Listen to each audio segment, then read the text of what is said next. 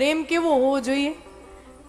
નારદજી કહે છે પ્રતિક્ષણ વર્ધનમ, રોજ રોજ રોજ રોજ વધવો જોઈએ, વધવો જોઈએ, વધવો જોઈએ. પ્રેમ કેવો હોવો જોઈએ? રોજ વધે ને એને પ્રેમ કહેવાય.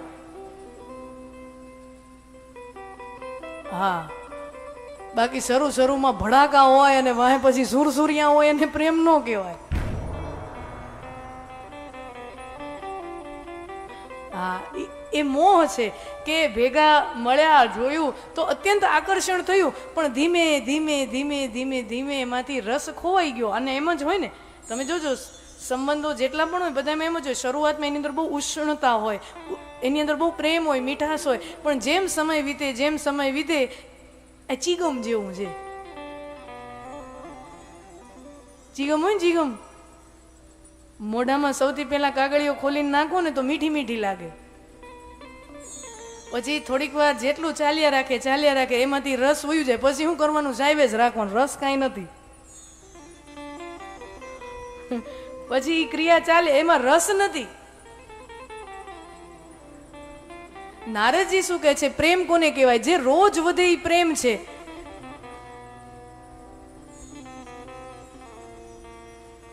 અને જે અત્યારે વધારે છે ને પછી ધીમે ધીમે ઘટે એ બધું મોહ છે. અને આપણે જોઈએ છીએ કે આપણા સંસારના મોટા ભાગના સંબંધોમાં આ સિદ્ધાંત આપણે જોવા નથી મળતો કે રોજ વધે પ્રેમ. એવો સિદ્ધાંત કદાચ માતા અને સંતાન વચ્ચેનો જે પ્રેમ હોય એ રહેતો છે. એ સિવાયના આપણે જેટલા પણ સંબંધો જોઈએ છીએ, આપણા બધાનો અનુભવ છે કે એક પણ સંબંધ એવો દેખાતો નથી કે રોજ વધતો હોય. જેટલા પણ હોય એમાં એમ થાય કે રસ ઘટી જ જાય સમય પછી. અર્થશાસ્ત્ર ભણતા ને આપણે, તો અર્થશાસ્ત્રમાં એક સિદ્ધાંત આવતો, લો ઓફ ડિમિનિશિંગ રિટર્ન, તુષ્ટિ ગુણનો સિદ્ધાંત. એટલે સાવ સરળ ભાષામાં કેવું હોય તો એકને એક ક્રિયા લાંબા સમય માટે ચાલે તો પછી એની પાછળથી મળતો આનંદ, સુખ ઓછો થઈ જાય. ઉદાહરણ તરીકે, મને બાસુંદી બહુ ભાવે અને મેં 2-4 મહિનાથી બાસુંદી ન ખાધી હોય અને કોઈ લગ્ન જમણવારામાં ગયા હોય અને સુંદર મજાની બાસુંદીઓ પીરસાતી હોય અને પેલો વાટકો બાસુંદીનો ભરાય અને એમાંથી પહેલી ચમચી બાસુંદી લઈ અને આપણે મોઢામાં મૂકીએ તો આપણને એ બાસુંદી અમૃત જેવી લાગે કે આ હા હા હા હા. એક વાટકો બાસુંદીની ક્યાં પૂરી થઈ ગઈ ખબર પડતી નથી. બીજા વાટકા માટે પીરસવા આવ્યા, આપણને ભાવે, હા હા લાવો લાવો, બીજો વાટકો લાવો, બીજું ઓછું ખાશું, દાળ ભાત તો રોજ ઘરે છે જ ને, આજે બાસુંદી ઠપકારો. બીજો વાટકો પૂરો થયો, ત્રીજો વાટકો, પણ બીજા વાટકામાં પેલા વાટકા જેવી મજા નહીં. પણ ત્રીજો વાટકો એમ થાય હા હા હજી મજા આવે, પણ ત્રીજા વાટકામાં પેલા ને બીજા જેવી મજા નહીં. ઘટતું જાય ઘટતું જાય ઘટતું જાય.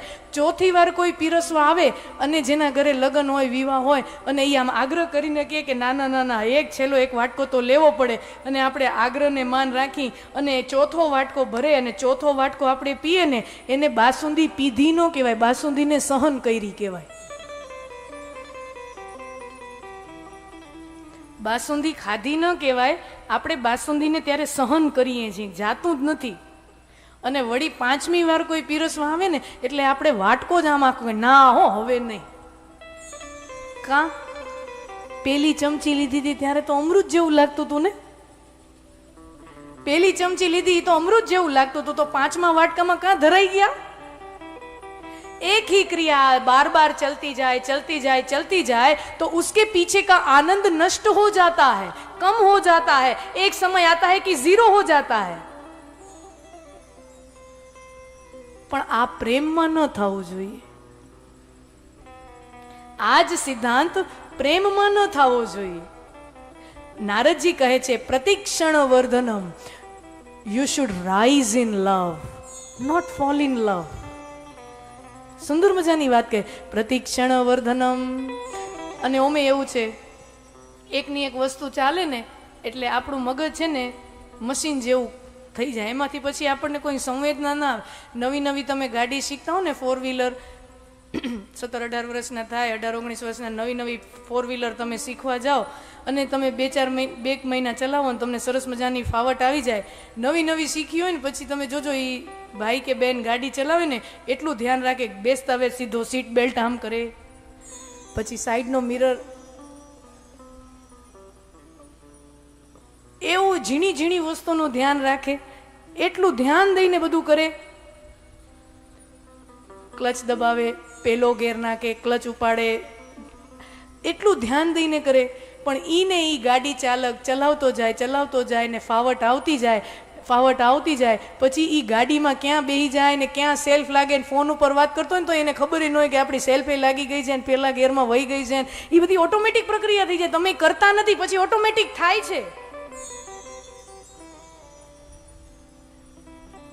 અને ભક્તિમાં એવું છે, આવું સુંદર મજાના કથાઓમાંથી ક્યાંક કોકને શબ્દ લાગી જાય અને ભક્તિનો ઉભરો આવી જાય અને સુંદર મજાનો ભાવ પણ જન્મી જાય, એટલે પછી ઘરે પછી ઠાકોરજીની સેવા પૂજા કરતા હોય, ભગવાનને બિરાજમાન કર્યા હોય મંદિરમાં, તો એ સેવા પૂજા કરતા હોય. શરૂમાં એક જે સેવા ઉપચાર થતી હોય, સેવા પૂજા થતી હોય, તો એ બધામાં એટલું મન પરોવીને, રસ પરોવીને કરે. પણ જેમ એ રોજ ચાલે તો આપણે ઘણી વાર જોયું છે, રોજ એ કરે પછી શું છે, આનંદ મંગળ કરું આરતી, આનંદ મંગળ કરું આરતી. આરતી આમ થતી હોય ની બેન એ જોતો દૂધ ઉભરાય છે, આનંદ મંગળ કરું આરતી થાય છે કે નહીં? ટપાલી આવ્યો, આનંદ મંગળ કરું આરતી. ટપાલી આવ્યો, ટપાલ લઈ આવો, આનંદ મંગળ કરું આરતી. એકની એક ક્રિયાઓ લાંબી ચાલે એટલે એની પાછળ જે રસ હોય, જે પ્રેમ આવે, જે સંવેદના આવે, એ ખતમ થતી જાય છે. નારદજી કહે છે ભક્તિમાં એવું ન હોવું જોઈએ, અથવા તો સાંસારિક સંબંધો છે એમાં પણ એવું ન હોય. પ્રતિક્ષણ વર્ધનમ અદ્ભુત આપ્યા છે નારદજીએ, જે સૂત્રો આપ્યા છે બહુ સુંદર છે.